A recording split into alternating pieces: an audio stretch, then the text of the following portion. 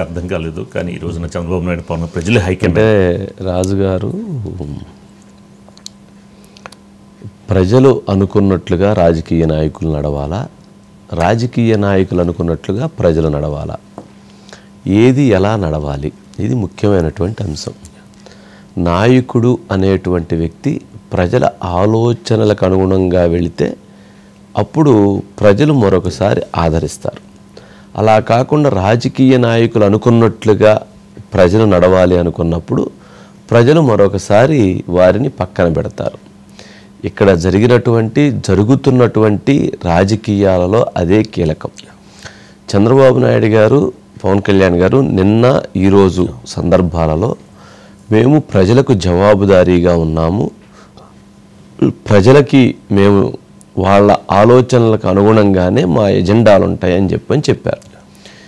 జగన్మోహన్ రెడ్డి గారు గతంలో తన ఎజెండాని ప్రజల ఎజెండాగా మార్చాలనేటువంటి కొన్ని ప్రయత్నాలకు ఆయన శ్రీకారం చుట్టారు. ఆ నేపథ్యంలోనే చాలా వరకు చాలా సందర్భాలలో వాళ్ళకి నష్టం జరుగుతూ వచ్చింది.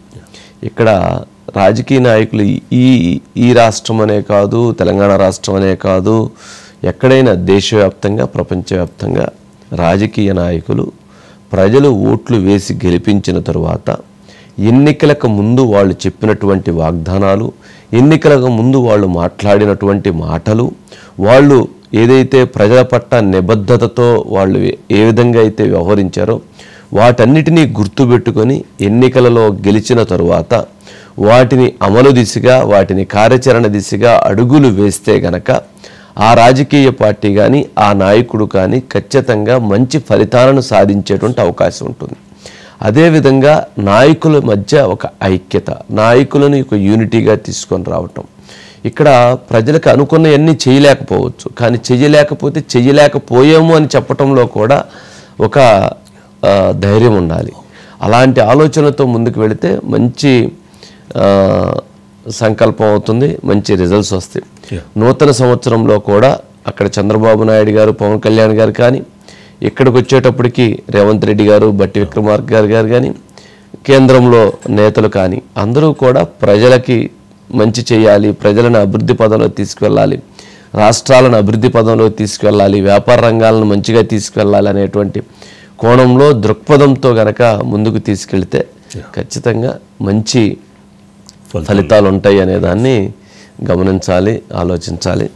సరే, ఇది ఓవరాల్గా రాజకీయ నాయకులకు సంబంధించి చంద్రబాబు నాయుడు గారు మాట్లాడిన బయట, పవన్ కళ్యాణ్ గారు మాట్లాడిన బయట ఒకసారి ప్లే చేయండి. నేను మీకు జవాబుదారీ. నాకు హైకమాండ్ ఎవరు లేరు గాని నా హైకమాండ్ 5 కోట్ల ప్రజలే నా హైకమాండ్ అని చెప్పి కూడా నేను మీకు తెలియజేస్తున్నా. నేను ఎవరికి రిపోర్ట్ చేయాల్సిన అవసరం లేదు కానీ నేను మీకు మాత్రం రిపోర్ట్ చేయాలి. నేను ఏం చెప్పానో ఎప్పటికప్పుడు మీకు చెప్పాలి. అదే సమయంలో మళ్ళీ మెరుగ్గా ఏం చేయగలుగుతానో దాన్ని ఆలోచించుకొని ముందుకు పోవాలన్న ఆలోచన రాష్ట్రంలో ఉండే 5 కోట్ల ప్రజలందరికీ, ప్రపంచంలో ఉండే తెలుగు వారందరికీ హ్యాపీ న్యూ ఇయర్, నూతన సంవత్సర శుభాకాంక్షలు. తాతలు చూపిన ఆప్యాయత ఏమైందో కూడా తెలియడం లేదు. ఇన్ని కోట్ల మందికి మంచి జరిగిన తర్వాత మరి అభిమానం ఏమైందో, ఆప్యాయత ఏమైందో, ప్రేమాభిమానాలు ఏమయ్యాయో తెలియదు. ఎవరో మోసం చేశారో, ఎవరో అన్యాయం చేశారో అని చెప్పి అనొచ్చు, కానీ ఆధారాలు లేవు. ఏం జరిగిందో దేవుడికి తెలుసు.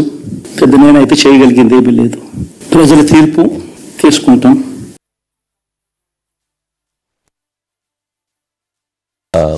ఎవరు పవన్ కళ్యాణ్ గారు కూడా సమగ్ర అభివృద్ధి నివేదిక ఇటు పిఠాపురం నియోజకవర్గానికి సంబంధించి కానీ, అదేవిధంగా వారు చేసినటువంటి గ్రామీణ రూరల్ డెవలప్మెంట్కి సంబంధించినటువంటివి కానీ, వాటితో పాటు ఫారెస్ట్ డిపార్ట్మెంట్కి సంబంధించినటువంటివి కానీ, సైన్స్ అండ్ టెక్నాలజీకి సంబంధించినటువంటివి కానీ, ఇరిగేషన్ సంబంధించినటువంటి ప్రతి అంశానికి సంబంధించినటువంటి వాటన్నిటిని కూడా ఏమేమి అభివృద్ధి కార్యక్రమాలు చేశాము, ఏమేమి చేశాము, ప్రజలకు ఏం తెలియజేయాలనే దాన్ని చాలా క్లియర్గా వాటన్నిటిని ఒక రిపోర్ట్ రెడీ చేసి 1వ తారీఖున వాటిని రిలీజ్ చేశారు.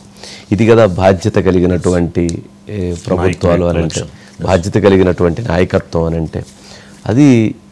అలాగే మనం చూస్తే లోకేష్ గారు కూడా ప్రత్యేకంగా వారు ప్రతి సోమవారం నుంచి వారు ప్రజా దర్బార్ ప్రజా దర్బార్ నిర్వహణ చేస్తూ ఉన్నారు. ఎక్కడ మంగళగిరి నియోజకవర్గంలో ప్రజా దర్బార్ అని పెడితే ఆ ప్రజా దర్బార్కి దాదాపుగా నియోజకవర్గమే కాదు రాష్ట్ర వ్యాప్తంగా చాలామంది అక్కడికి వచ్చి వాళ్ళందరూ రిప్రజెంట్ చేసి వాళ్ళ సమస్యలని, వాళ్ళ బాధలని, వాళ్ళ కష్టాలని చెప్పుకోవటం, వెంటనే ఆ సమస్యలు పరిష్కారణ దిశగా అడుగులు వేయటం జరుగుతూ ఉంది. అలాగే జనసేన పార్టీ కార్యాలయంలో కూడా రోజుకు ఒక ఎమ్మెల్యే వచ్చి అక్కడ వాటికి సంబంధించినటువంటి నిర్వహణ కార్యక్రమాలు జరుగుతున్నాయి.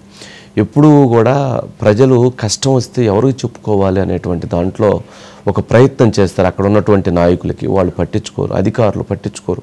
అక్కడ రాజకీయ కోణాలు ఉంటాయి, లేకపోతే అక్కడ ఉన్నటువంటి కుల అహంకారాలు, కుల ఆధిపత్యాలు, లేకపోతే ఇతర అంశాలు చాలా ఉంటాయి. అలాంటి సందర్భంలో వాళ్ళు ఎవరైతే ముఖ్యమైనటువంటి వ్యక్తులు, ముఖ్యమంత్రి గారికో ఉప ముఖ్యమంత్రి వారికో లేక లోకేష్ గారు లాంటి నాయకులకు చెప్పుకుంటే తమ సమస్య తీరుతుందేమో అనేటువంటి ఉద్దేశంతో వాళ్ళు అక్కడికి ప్రయత్నం చేస్తారు.